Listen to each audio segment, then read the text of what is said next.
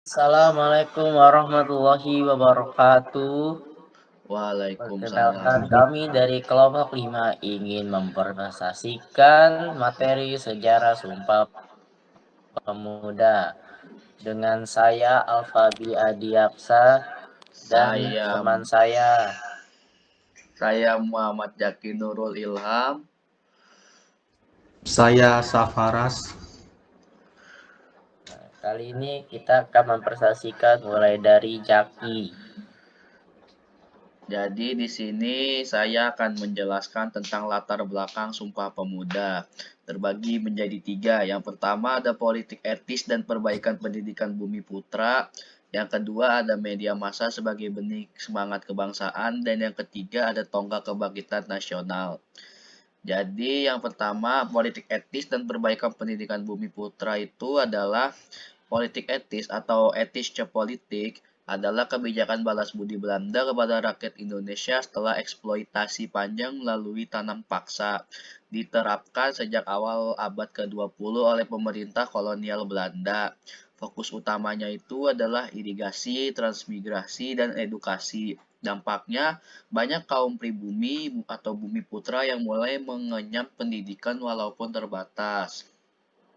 Yang kedua, ada media massa sebagai benih semangat kebangsaan. Maksudnya adalah munculnya surat kabar dan majalah yang diterbitkan oleh orang Indonesia maupun Tionghoa peranakan seperti Medan Perijaji, Bintang Hindia, dan Soeloeh Indonesia Muda. Media massa menjadi alat menyebarkan ide-ide kebangsaan, persatuan, dan anti-kolonialisme. Bahasa Melayu menjadi bahasa pengantar media, memperkuat rasa kebangsaan lintas suku. Yang ketiga, tonggak kebangkitan nasional, yaitu pada tahun 1908 berdiri organisasi modern pertama, yaitu Budi Utomo, sebagai tonggak kebangkitan nasional Indonesia. Setelah itu, bermunculan organisasi lain seperti Sarekat Islam pada tahun 1911, Indische Partij pada tahun 1912, dan Perhimpunan Indonesia pada tahun 1925. Kebangkitan nasional ini ditandai oleh kesadaran kolektif untuk memperjuangkan kemerdekaan, bukan lagi bersifat kedaerahan. Selanjutnya akan dijelaskan oleh Aksa. Sumpah Pemuda Ikrar Persatuan dan Kesatuan. Eksistensi organisasi pemuda kesadaran persatuan dalam Pemuda pertama, Kongres Pemuda kedua, dan Sumpah Pemuda. Makna penting Sumpah Pemuda, nilai Sumpah Pemuda. Lanjut. Ekstensi organisasi pemuda di Indonesia sangat penting. Organisasi ini berperan sebagai wadah bagi pemuda untuk mengembangkan diri, menyuarakan aspirasi, dan menjadi agen perubahan positif di masyarakat. Beberapa contohnya adalah Karang Taruna, KNPI, dan berbagai organisasi mahasiswa meskipun menghadapi tantangan seperti pendanaan dan partisipasi, organisasi pemuda tetap harapkan menjadi pencetak pemimpin masa depan dan berkontribusi pada bangunan bangsa. Pemuda pertama, Kongres Pemuda pertama 1926 merupakan langkah awal kesadaran Persatuan Pemuda Indonesia. Meskipun belum menghasilkan Sumpah Pemuda, Kongres ini berhasil menyatukan perwakilan organisasi kedaerahan dengan tujuan bersama untuk mencapai kemerdekaan. Pertemuan ini menjadi fondasi yang membuka jalan bagi Kongres Pemuda II yang melahirkan Sumpah Pemuda. Lanjut. Lalu selanjutnya ada Pemuda II. Kongres Pemuda II yang diselenggarakan pada tanggal 27 sampai 28 Oktober tahun 1928 merupakan peristiwa penting yang menghasilkan Sumpah Pemuda.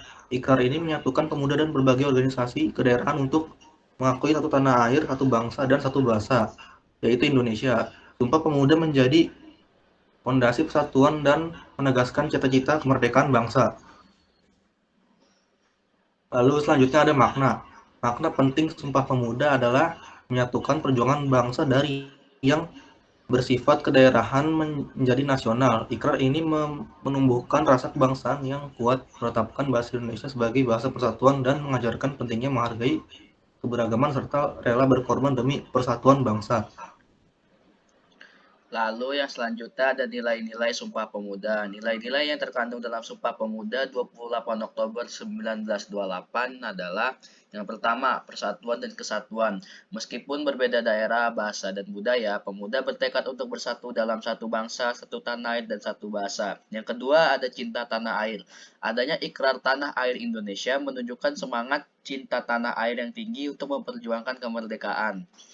Lalu yang ketiga ada semangat nasionalisme, mengutamakan kepentingan bangsa Indonesia di atas kepentingan golongan maupun daerah.